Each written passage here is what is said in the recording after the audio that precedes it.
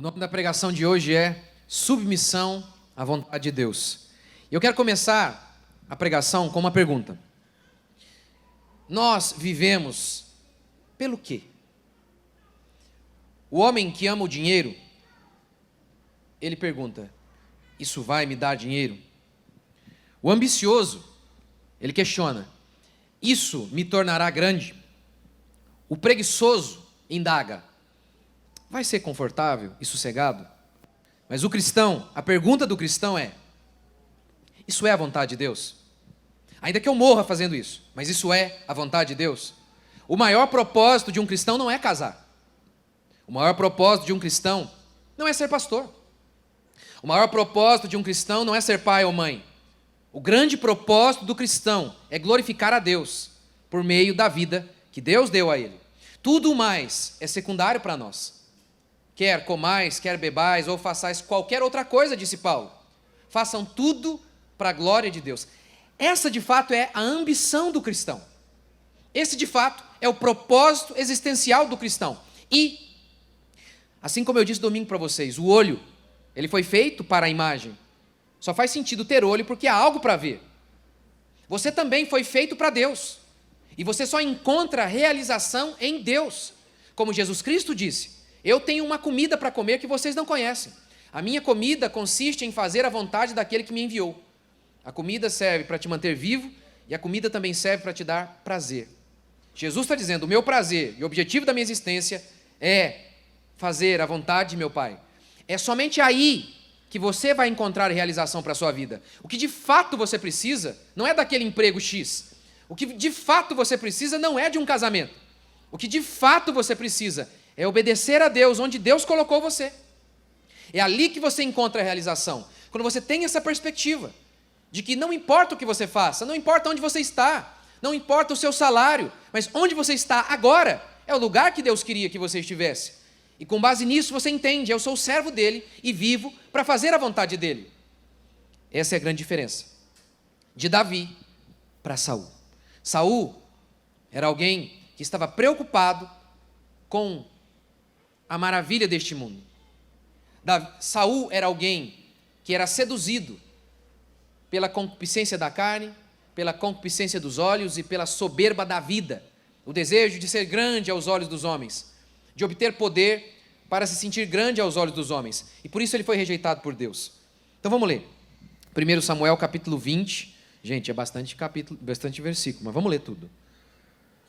Vamos lá. Então Davi fugiu de Naiote, em Ramá. Foi até Jonatas e lhe disse: que fiz eu? Qual foi o meu erro? Em que pequei contra teu pai para que ele procure tirar minha vida? E ele lhe disse: de jeito nenhum. Tu não morrerás. Meu pai não faz nada, relevante ou não, sem antes me contar. Então por que meu pai esconderia isso de mim? Isso não é verdade. Davi lhe respondeu: com juramento. Teu pai sabe bem que tem o teu apoio e poderia pensar: é melhor que Jonatas não saiba disso, para que não se magoe. Mas na verdade, como vive o Senhor e como tu vives, estou a um passo da morte. Jonatas disse a Davi: o que queres que eu faça? Davi respondeu a Jonatas: amanhã é a festa da lua nova, e eu deveria me sentar com o rei para comer. Porém, deixa-me ir para me esconder no campo até a tarde do terceiro dia.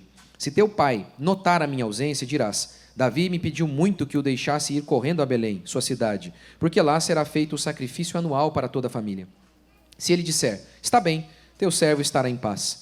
Mas, se ele ficar indignado, podes ter certeza de que ele já está decidido a prejudicar-me. Sê misericordioso para com teu servo, porque fizemos um acordo diante do Senhor. Porém, se sou culpado, mata-me tu mesmo. Por que me entregarias a teu pai? Jonatas respondeu: de jeito nenhum. Se eu soubesse que meu pai estava decidido a prejudicar-te, não te contaria? Davi perguntou a Jonatas: quem me avisará, se por acaso teu pai te responder asperamente? Então Jonatas disse a Davi: vem, vamos até o campo. E ambos foram ao campo. E Jonatas disse a Davi: o Senhor Deus de Israel seja testemunha, depois que eu sondar meu pai amanhã a estas horas, ou depois de amanhã, se houver algo favorável para Davi, certamente mandarei te avisar. O Senhor faça a Jonatas o que lhe aprouver, se meu pai quiser te prejudicar e eu não te avisar, e não te deixar partir para ires em paz. E o Senhor seja contigo como foi com meu pai. Se eu permanecer vivo, não agirás para comigo conforme a bondade do Senhor, para que eu não morra? Não afastes também a tua bondade da minha família, nem mesmo quando o Senhor tiver eliminado da terra a cada um dos inimigos de Davi. Assim, Jonatas fez um acordo com a família de Davi, dizendo: o Senhor se vingue dos inimigos de Davi. Ou seja, ele está pedindo que Deus se vingue do pai dele. Né? Verso 17. Então Jonatas fez Davi jurar de novo, confirmando sua grande amizade. Ele o amava como a si próprio. E Jonatas disse-lhe ainda: amanhã é festa da lua nova, e a tua ausência será notada, pois teu lugar ficará vazio. Depois de amanhã, vai depressa ao lugar onde te escondes quando isto começou, e fica junto à pedra de Ezel. Eu atirarei 3 flechas para aquela direção, como se atirasse ao alvo. Então mandarei um rapaz dizendo: vai buscar as flechas. Se eu expressamente disser ao rapaz: olha que as flechas estão mais para cá, apanha-as, poderás vir, porque como vive o Senhor, tu estarás em paz e não há nada a temer. Mas se eu disser ao moço assim: olha que as flechas estão mais adiante, vai-te embora, porque o Senhor te manda ir. E quanto ao acordo que fizemos, o Senhor é testemunha entre nós dois para sempre. Davi escondeu-se no campo, e no dia da lua nova o rei se assentou para comer. Quando o rei se assentou no seu lugar, perto da parede, como de costume, Jonatas se sentou em frente dele, e Abner ao lado de Saul. Mas o lugar de Davi ficou vazio. Entretanto, Saul não disse nada naquele dia, pois pensava: alguma coisa deve ter acontecido para ele não estar purificado. Certamente ele não está purificado. No dia seguinte, o segundo dia da festa da lua nova, o lugar de Davi continuava vazio. Então Saul perguntou ao seu filho Jonatas: por que o filho de Jessé não veio comer nem ontem nem hoje? Jonatas respondeu a Saul: Davi pediu-me encarecidamente licença para ir a Belém. Ele disse: peço-te que me deixes ir, porque a nossa família oferecerá um sacrifício na cidade. E meu irmão ordenou que eu fosse. Portanto, se tu podes apoiar-me, peço-te que me deixes ir, para encontrar-me com meus irmãos. Pois, por isso, ele não veio à mesa do rei. Então Saul ficou furioso com Jonatas e lhe disse: filho de tua perversa rebelde, acaso não estou sabendo que tu tens favorecido o filho de Jessé para a tua vergonha e para a vergonha de tua mãe? Pois enquanto o filho de Jessé viver sobre a terra, nem tu estarás seguro, nem o teu reino. E esse aqui é um versículo importante e fundamental aqui no texto. Por isso, manda trazê-lo agora, porque ele morrerá. Jonatas respondeu a seu pai Saul e lhe disse: por que ele deve morrer? O que ele fez? Então Saul atirou-lhe a lança para atingi-lo. É sempre assim, quando você não tem argumento, você quer matar, você quer prender, é sempre assim. E Jonatas entendeu que seu pai havia decidido matar Davi. Jonatas se levantou da mesa indignado, e no segundo dia da festa da lua nova, não comeu, pois estava triste porque seu pai havia humilhado Davi. Pela manhã, Jonatas foi ao campo onde havia sido combinado com Davi, e levou consigo um rapaz. Então disse ao rapaz: vai correndo buscar as flechas que eu atirar. O menino correu e Jonatas atirou uma flecha que fez passar além dele. Quando o rapaz chegou ao lugar onde estava a flecha que Jonatas havia atirado, este gritou: a flecha não está mais adiante? Ele gritou novamente ao rapaz: vem, corre, não te demores. O rapaz apanhou as flechas e as trouxe a seu senhor. Porém o rapaz não percebeu nada, só Jonatas e Davi sabiam do que estava acontecendo. Então Jonatas deu suas armas ao rapaz e lhe disse: vai, leva-as à cidade. Logo que o rapaz se foi, Davi surgiu do lado sul. Prostrou-se em terra, inclinou-se 3 vezes. Eles se despediram, beijando um ao outro, e choraram. Mas Davi chorou muito mais. E Jonatas disse a Davi: vai-te em paz, porque fizemos um juramento um ao outro, em nome do Senhor, dizendo: o Senhor seja testemunha entre nós dois, entre minha descendência e a tua descendência para sempre. Então Davi se levantou e partiu, e Jonatas voltou para a cidade. O resumo da história é: Saul, por conta de tudo aquilo que estava acontecendo no seu reino, ele estava vendo o quanto que Davi vencia todas as batalhas. Diz o texto bíblico que Saul notou, o próprio Saul notou: Deus é com Davi. Deus é com Davi. Um dia, o povo cantava: Saul matou milhares, mas Davi feriu 10 milhares. Nesse momento, diz o texto, que Saul disse o seguinte: o que falta mais a ele, senão o reino? E Saul, então, começou a perceber, começou a achar que, de fato, Davi era o substituto dele. Porque, por conta de seus pecados, Deus já havia dito a Saul: seu reino foi retirado de você e foi dado a outro. Esse é o contexto. Davi está mais uma vez sendo perseguido por Saul, e Davi foge e faz uma aliança com Jonatas, que promete a ele: olha, que Deus me amaldiçoe se eu não proteger você. se eu não te contar se o meu pai quer te matar ou não. E aí eles fazem, para que ninguém soubesse, eles fazem ali elaboram um plano, eles vão lá, Jonatas fez o quê? Para que seu pai não duvidasse. Pai, vou ali lançar flechas, vou fazer um esporte. E aí foi com seu escudeiro. E lá ele fez um combinado, olha, se eu jogar flecha muito longe, Davi, e aí o escudeiro vai dizer, olha, a flecha foi muito longe. Saiba que você também tem que estar longe, você tem que ir embora. Meu pai quer te matar. E essa foi a maneira para que Jonatas ajudasse Davi, sem que seu pai soubesse. Diz o texto então que Davi pergunta, eu pequei? Qual foi o pecado que eu cometi? E o texto encerra com Davi chorando muito.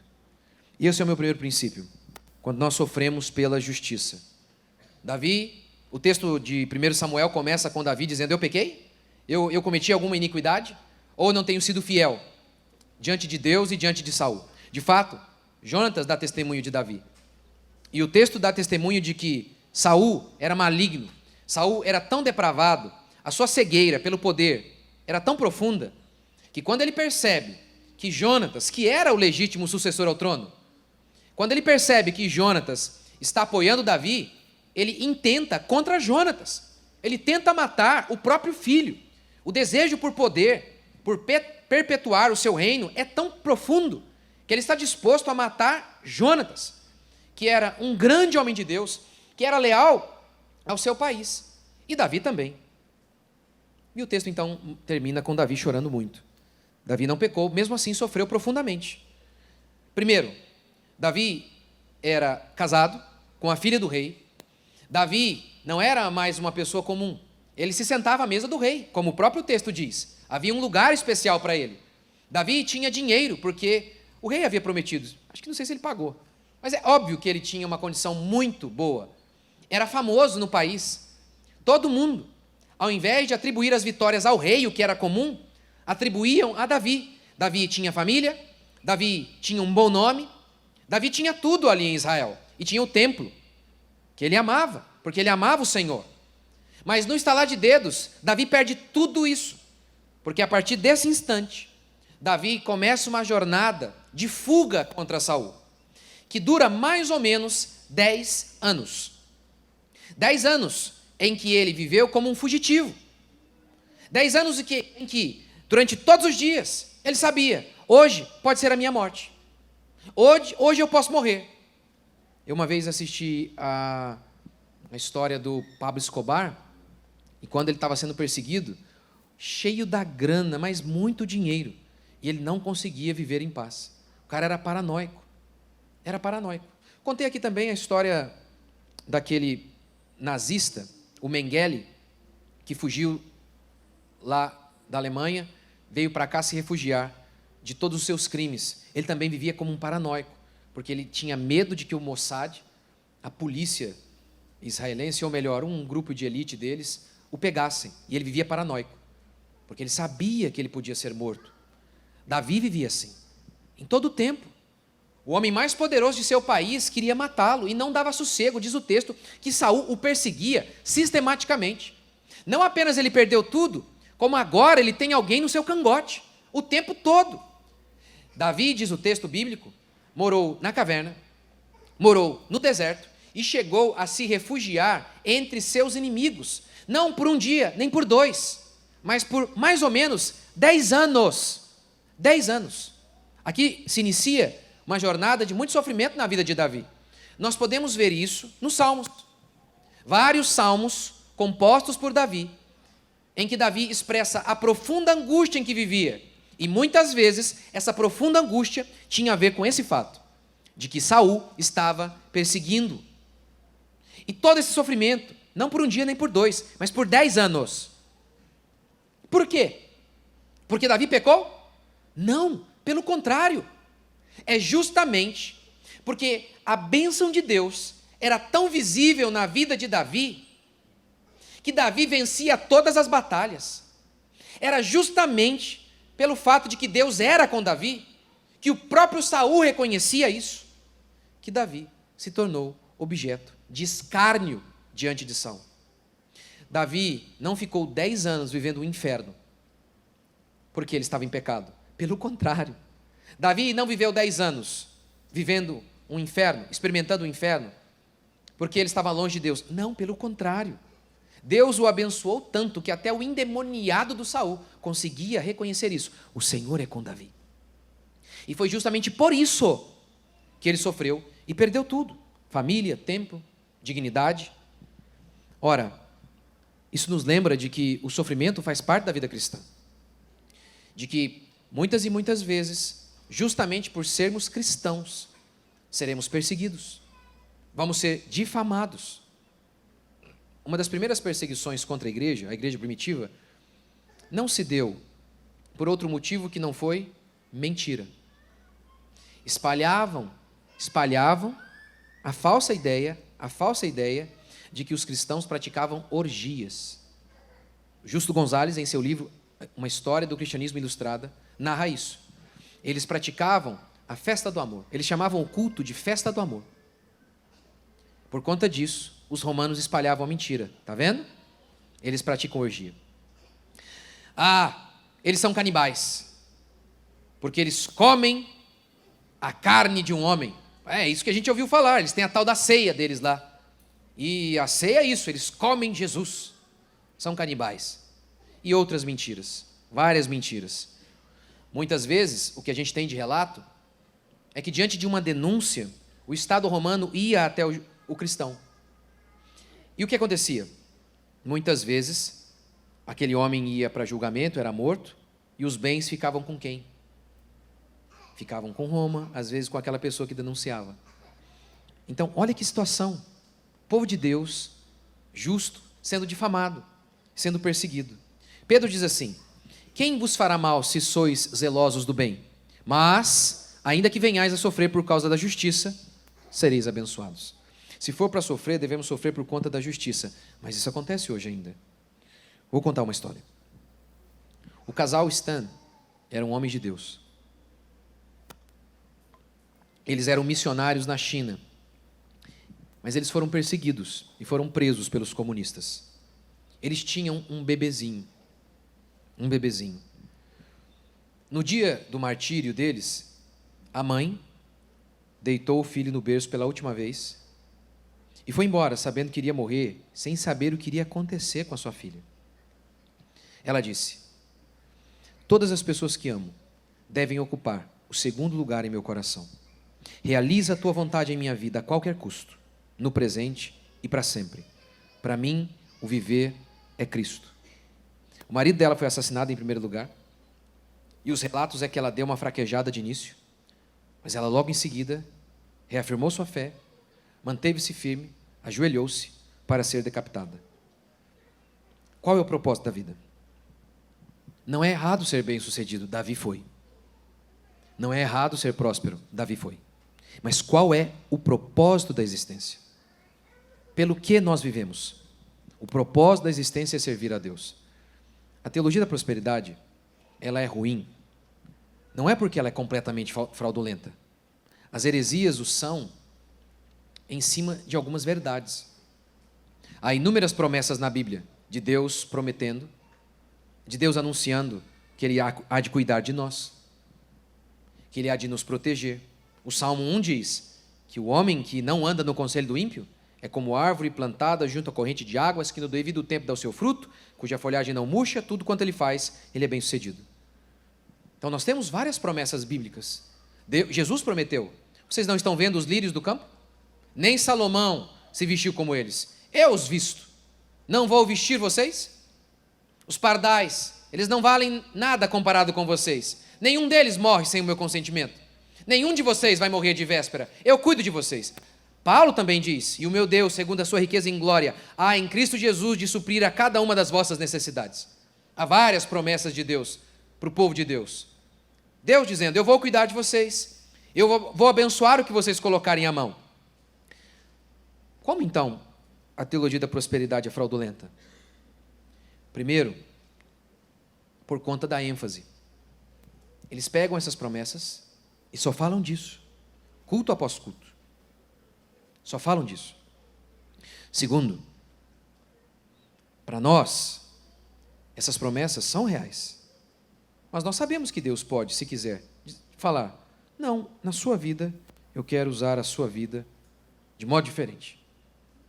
Eu quero que você enfrente esse sofrimento e você vai me glorificar através desse sofrimento. E Deus vai olhar para o povo, vai olhar para você e as pessoas vão olhar para você e vão dizer, glória a Deus. Como a gente vê em Hebreus. Em Hebreus nós vemos homens que pela fé fecharam a boca de leões. E o mundo olhou e falou, olha o milagre. Olha ali. Olha a fé daqueles homens o que fez. Aqueles homens fecharam a boca de leões. Mas em Hebreus, o texto também fala de homens de Deus que foram devorados por leões. E mesmo assim eles glorificaram a Deus. Como Tertuliano disse, o sangue dos mártires é a semente da igreja. Quando aqueles homens morriam por Cristo Jesus, e as pessoas olhavam para eles, olhavam para a convicção de fé que eles tinham, as pessoas começaram a querer entender a fé cristã. O que é isso que leva esses homens a abandonarem tudo? Ou seja, quando Deus livrava os homens da fornalha e dos leões, isso trazia glória a Deus. Mas quando Deus permitia que eles morressem despedaçados, isso também trazia glória a Deus. E muitas pessoas eram salvas. Esse é o erro da teologia da prosperidade, que anula que crentes podem também enfrentar momentos de sofrimento, que crentes podem até passar uma vida inteira de sofrimento, que crentes podem passar 10 anos de sofrimento, como Davi passou. Eles ignoram isso. Esse é um problema deles. E um outro problema, como eu acabei de dizer, é que na teologia da prosperidade, Jesus ele se torna uma coisa. O Deus desses homens não é Jesus. O Deus é o dinheiro. Jesus é a coisa pela qual eles conseguirão o dinheiro. Na realidade, eles não querem Jesus acima de tudo, como Paulo ordena. Ele morreu por nós, para que os que vivem não vivam mais para si mesmos, mas por aquele que por eles morreu e ressuscitou. Essa é a perspectiva do cristão. Portanto, nós não negamos as promessas, nós cremos nelas. Nós cremos nas promessas, que Deus guarde o seu povo, que Deus supre o seu povo, que Deus abençoe o seu povo. Nós cremos nessas promessas. Nós cremos. Mas também cremos que Deus pode usar o sofrimento, a pobreza, a dificuldade, para glorificar o seu nome, para nos quebrantar. E não importando qual seja a circunstância, nós continuamos a crer nele, a confiar nele, porque tudo coopera para o bem daqueles que amam a Deus. Até 10 anos, sem família, sem terra, desterrado, abandonado por todos. Deus usou aquilo para quebrantar Davi, para moldar Davi, assim como faz comigo e com você. Segundo, o amor pelo poder. No verso 31, Saul diz para Jonatas, pois enquanto o filho de Jessé viver sobre a terra, nem tu estarás seguro, nem o teu reino. Saul estava com medo de perder o reino. Mas Deus já havia mostrado para Saul qual era a vontade de Deus. Deus, por conta do pecado de Saul, disse o seguinte para ele. Então Samuel lhe disse, o Senhor rasgou hoje de ti o reino de Israel e deu ao teu próximo, que é melhor do que tu. Você perdeu o reino. Outro foi escolhido no seu lugar. 1 Samuel 13.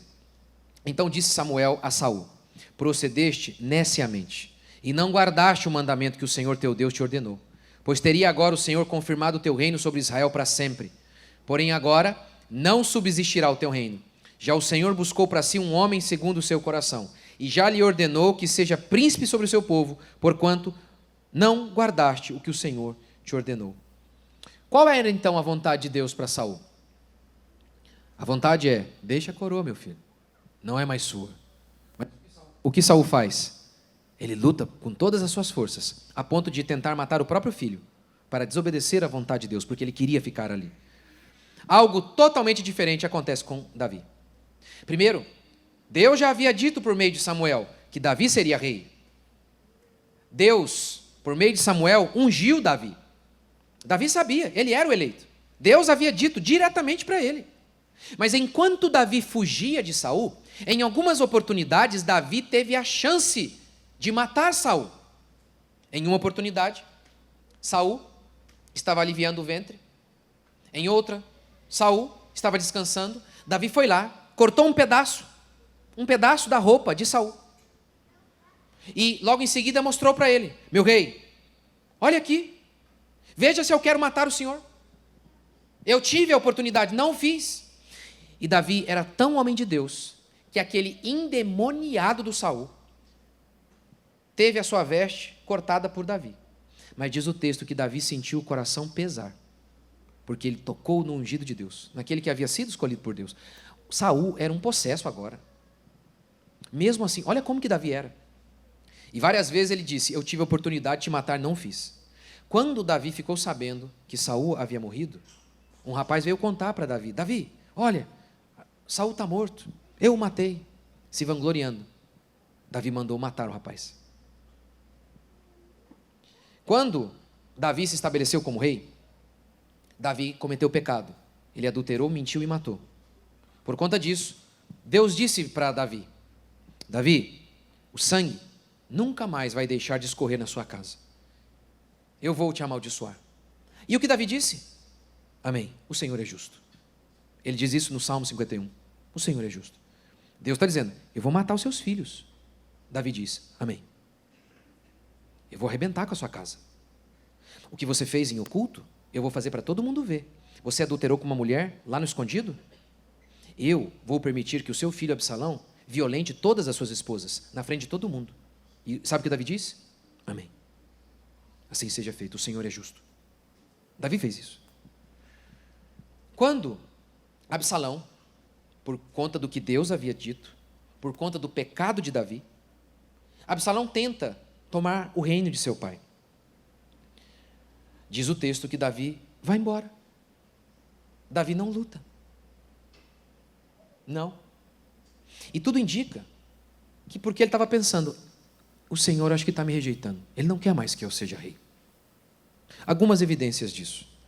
Lá em 2 Samuel a gente lê assim, mas se ele disser: não tenho prazer em ti, estou aqui para que me faça o que bem lhe parecer. Davi estava fugindo com a sua comitiva, e alguém veio falar com Davi. Aqui no contexto, se não me engano, era um sacerdote. E ele diz: não, volte para lá, não venha comigo. Não venha comigo, fique lá. Se Deus quiser me fazer o bem, Ele vai me colocar de volta. Se não, olha como que Davi é totalmente diferente de Saul. Saul luta com todas as suas forças para manter o reino. Davi diz: não, se Deus quiser, Ele vai me colocar de volta lá. Mas eu estou achando que, não sei se é isso. Eu acho que Ele está me punindo por conta dos meus pecados. E eu estou disposto a perder a coroa e o reino e tudo, para fazer a vontade dEle. Ele é totalmente diferente. Quando Davi está fugindo, um homem chamado Simei, que era parente de Saul, se apresenta diante dele. Também atirava pedras contra Davi e todos os seus servos, embora todo o povo e todos os guerreiros estivessem à direita e à esquerda do rei. Por que o autor fala disso aqui? Os guerreiros estavam ali. Ora, era um homem tacando pedra em Davi. Bastava Davi dar uma ordem e aqueles guerreiros iriam matar Simei. Simei tacava pedra em Davi, amaldiçoava, e o texto bíblico diz que Simei dizia o seguinte: assassino perverso. Simei chamava Davi de assassino perverso. Quando um dos soldados do rei disse para Davi: meu rei, o senhor quer que eu o destrua? Davi disse: não. Mas o rei disse: que tenho eu convosco, filho de Jeruia? Se ele amaldiçoa, é porque o Senhor lhe disse: amaldiçoa Davi. Então quem dirá: por que fizeste isso? Se é Deus que está me amaldiçoando, quem é você para dizer outra coisa?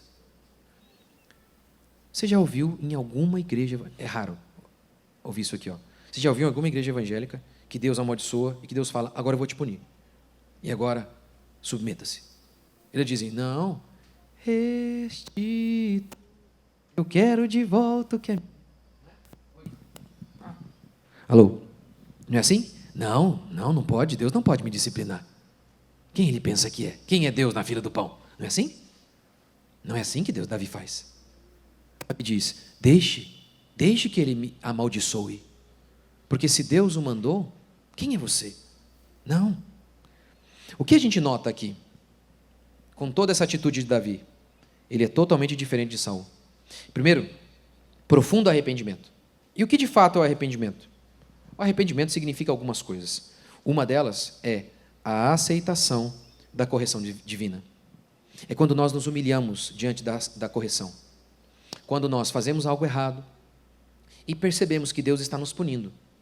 E ao invés de levantarmos o dedo em riste e falar para Deus assim: Senhor, eu estou arrependido, então muda a minha história. Não, não é assim que funciona. Não foi assim que Davi fez. Davi se arrependeu e ele não falou: não, o Senhor vai me colocar de volta no meu reino porque eu me arrependi, então ele é obrigado. Não, não é assim que Davi faz. Davi se humilha e diz: se ele quiser, ele me coloca de volta. Se ele não quiser que eu volte, está tudo certo também. Isso de fato é arrependimento. É aceitar. É nos submeter aos desígnios de Deus. Quando nós percebemos que algumas coisas nós carregamos por conta de nossos pecados. A gente fica ali na esperança e fala: Senhor, se o Senhor quiser, oh Deus, me alivie disso aqui. Por favor, o Senhor tem o poder. Mas se não, o Senhor é justo no teu julgar. Justo, o Senhor faz o que o Senhor quiser. Eu não sou digno de coisa alguma. Jeremias repreendeu o povo de Israel: feriste-os, mas não lhes doeu. Consumiste-os, mas recusaram receber a disciplina. Endureceram a sua face mais do que uma rocha. Como nós podemos fazer isso aqui? Ficamos revoltados. Começamos a culpar os outros. Mas foi o fulano também. O fulano que fez isso, o fulano que...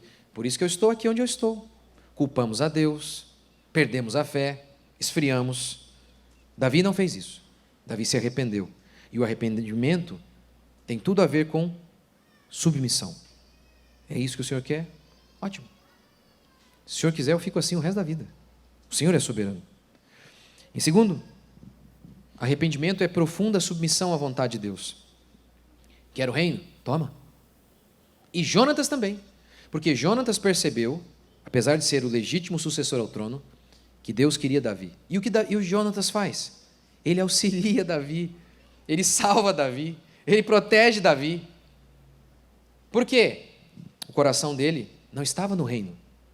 O coração dele não era ambicioso, ele não tinha uma meta de vida quando ele era garoto. Ele falou: um dia eu serei rei, eu terei uma coroa. Não, a meta dele era: um dia eu vou servir a Deus, onde ele me colocar. Porque todo mundo quer ser Davi, quem não quer? Mas ninguém quer ser Jonatas, o homem que serve o rei. Todo mundo quer tocar o piano, ninguém quer carregar o piano. Jonatas diz: eu vou carregar o piano para você. Está aqui, eu vou fazer aliança com você, eu vou te proteger. E eu sei que Deus é tanto com você, Davi. Me abençoa. Quando Deus eliminar os seus inimigos, não se esquece de mim. Jonatas não diz assim, porque Deus não faz acepção de pessoas. Não, Jonatas se humilha diante de Davi. Ele diz assim: Deus é com você. E ele não fica chateado com isso. E ele não diz: o Senhor tem que fazer o mesmo com todos. Não, Jonatas se coloca como inferior a Davi e diz: quando seus inimigos forem destruídos, lembre-se de mim. Tenha compaixão da minha família. Tenha compaixão de mim. Nós somos assim? Nós somos de fato assim? Tão comprometidos com a vontade de Deus? Tão submetidos ao querer dEle? Aquilo que Ele determina sobre nós? E terceiro e último princípio: Deus cuidando de Davi. Mesmo em meio ao sofrimento mais profundo em que Davi se encontrava, Deus preparou um amigo que guardou Davi, que salvou Davi. Assim como Deus sempre fez ao longo da história, mesmo em meio ao deserto, uma circunstância de sofrimento, diz o texto bíblico que Deus sustentou o povo com maná, que durante o dia, que era muito quente, Deus colocava uma nuvem, uma coluna de nuvem, para refrescar o povo. À noite, muito frio, Deus colocava uma coluna de fogo para aquecer o povo. Ou seja, mesmo em meio ao período de sofrimento, porque não era o propósito de Deus o deserto, mesmo o povo estando no deserto por conta de seu pecado, porque Deus queria que o povo entrasse em Canaã, mas o povo foi incrédulo. O povo, ao ver os gigantes, o povo disse: não dá. E por isso Deus os puniu, dizendo: vocês vão morrer no deserto. Mas mesmo assim, Deus sustentou o povo, Deus guardou o povo, quanto mais Davi, que não estava em pecado. É a verdade sobre o povo de Deus. Deus guarda o seu povo. Mesmo em meio ao sofrimento, Deus afofa a cama do enfermo, que é crente. Deus guarda o cristão. Deus dá força ao cristão. Deus sustenta a alma do cristão. Deus é o Senhor sobre o cristão. Deus guarda o seu povo e guarda você. Guarda cada um de nós, de modo que nós não precisamos temer a nada e nem a ninguém. Nós precisamos ser como Davi, temer apenas ao nosso Deus. Vamos ficar de pé?